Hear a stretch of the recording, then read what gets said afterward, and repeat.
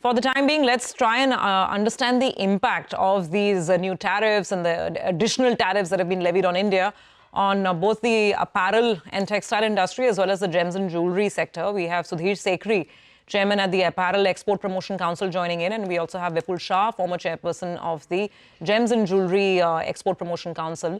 Gentlemen, thank you very much for being here with us. Mr. Sekhri, let me start with you. Now, for a moment, if I say let's forget 50%, let's leave out this additional oil penalty. Even if we're working with 25% tariff, Indian apparel and textile exporters, does it make the business in the US totally unviable, semi-unviable? What happens? I mean, and what do you expect in the next couple of days in terms of just the conversations with US buyers? Well, okay, the 25% that was imposed earlier, we had, started speaking to our buyers and the government, of course, and we had, we were able to find a way out of it because we thought, the consumer, we told the buyers that the consumer should bear part of it, the buyer should bear part of it, and the exporter should bear part of that. And we were arriving at some kind of an agreement, even though it was very devastating. But now this additional 25% tariff is really will break our backs. So this is something which, whether it be small exporters or large exporters, nobody can bear this. And the buyers have already started walking away. Let me be very honest. Since the last 2 days, buyers have they cancelled orders. They've asked to stop orders, whichever are in production. And they have clearly said that they were moving back to China. Okay. We take your point. We take the concern on board, sir. So what you're saying is last 2 days, some cancellations have started happening. But otherwise, if it was just 25% tariff, you tried to work out a sharing formula of sorts that everybody picks up a part of the load. I believe there were some conversations as well with the government on higher duty drawbacks, some more incentives. Can you just elaborate on that? What is your ask from the government right now?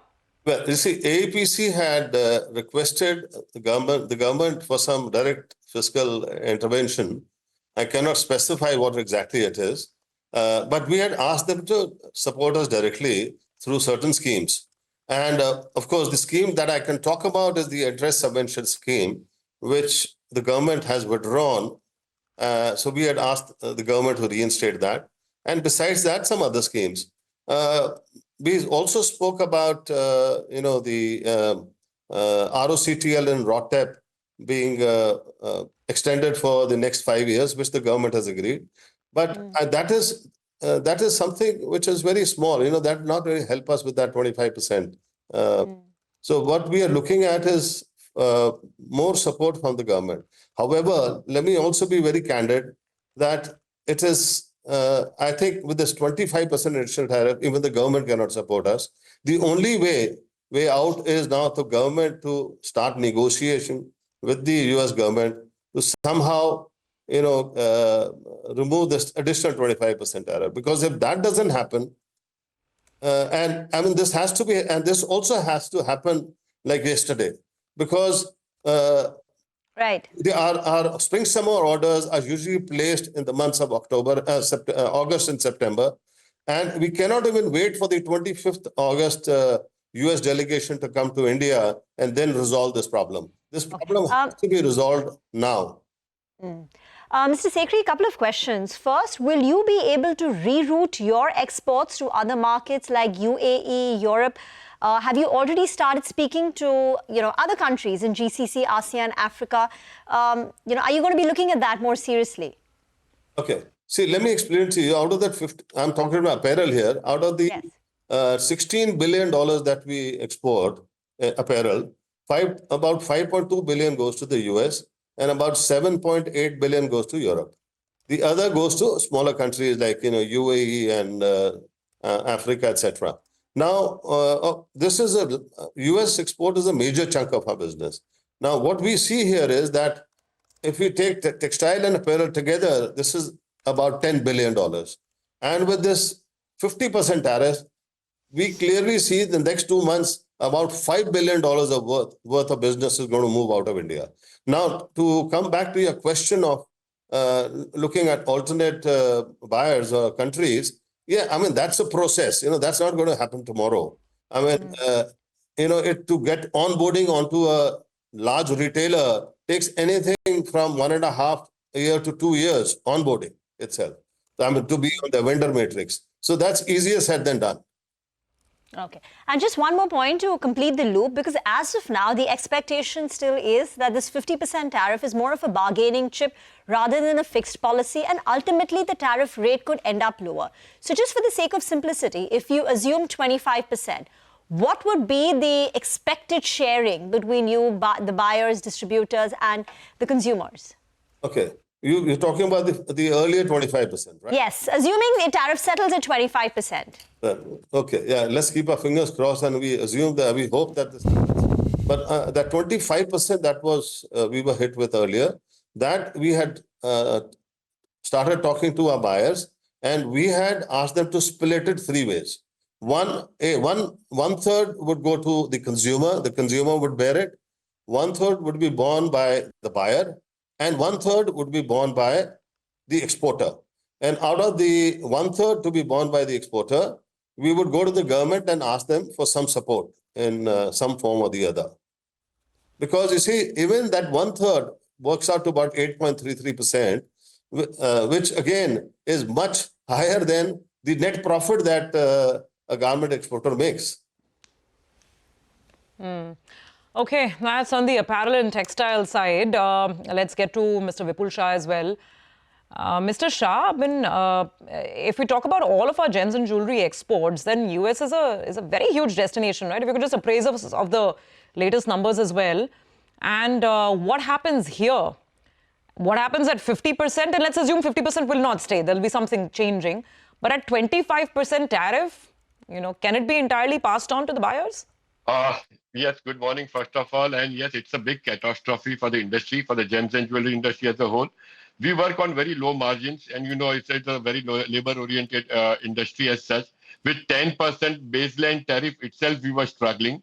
And effective from today, it's going to be 25%, which we have not yet absorbed. And on top of it, we are hearing this news of additional 25%. So the industry has come to a standstill. We don't know, and we will be figuring out what exactly would be the next step, because the gems and jewelry cannot be going into this kind of tariffs, and the business to US will be completely standstill. Indeed. Have you spoken to any of the companies, sir, in the gems and jewelry space? Are you also hearing about orders being cancelled, buyers walking away? I mean, what's the extent of pain? We will see. Yeah, see, the majority of our exports to US, that's in the form of studded jewelry, goes from SEZ. That's almost approximately, say, $7 to $8 billion of exports was going from there. So all the orders right now are on the standstill, because until now it was 10% baseline tariff and some kind of activity was taking place. But with 25% kicking from today, all the orders were standstill. And now with this 50%, it is a no-starter.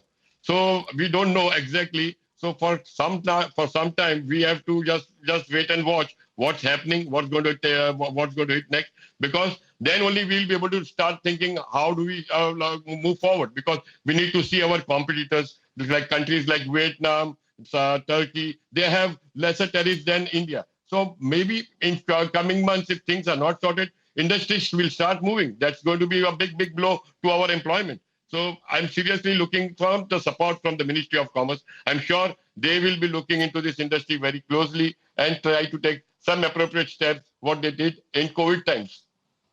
By the way, we're getting statements from the Prime Minister, and that's the first line that we have. Just going to see if we can get a transcript and more on this.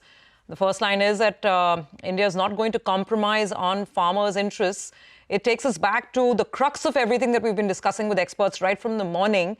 The reason why this deal is stuck is that there seems to be no give up, no let up from the US side on the critical issue of dairy and agriculture. And there's a lot of political pressure also obviously building in, saying that India should not back down, ready to face whatever it takes to protect interests of farmers. There you go. You've got a statement now from the Prime Minister himself. The MEA statement yesterday was quite measured. The MEA statement said that India will do what it needs to do to protect its national interest. And the Prime Minister now seems to be spelling out that national interest very, very clearly, that we are ready to face whatever it takes to protect the interests of farmers. And India is not going to back down on at least the agri piece, agri and dairy. That's what it looks like. So for all the participants in the market and all the commentators and everyone who's hoping for a deal to happen immediately, the oil piece, yes. The oil piece perhaps can be dealt with, can be negotiated. India has already stated its position of buying more LNG, buying more oil and gas from the US. That can still perhaps be discussed and debated. But it seems from this statement, it's very, very clear that farmers' interests are sacrosanct, they're paramount, and India does not want to cave in, at least on that one piece. So we need to see, even if the 25% oil tariff goes, will India still have to deal with a 25% tariff overall from the US? But I don't think the last thing has been said to this, which is why I've always been saying that I think we need to be a little cautious in terms of assuming that this is going to be immediately resolved. These things don't work that way. Negotiators have been at it for 4 months now. Clearly, there are some issues which remain stumbling blocks. Well, that's right. Our Prime Minister standing up and saying, you know, I'm going to hold on to my stand. I'm going to be protecting our farmer community out here and taking that stance. So now all eyes on what we can work out with the United States with regard to oil as well as defense. Maybe some kind of negotiation on that front. So that's the latest statements. We'll keep getting you what our Prime Minister has to say. But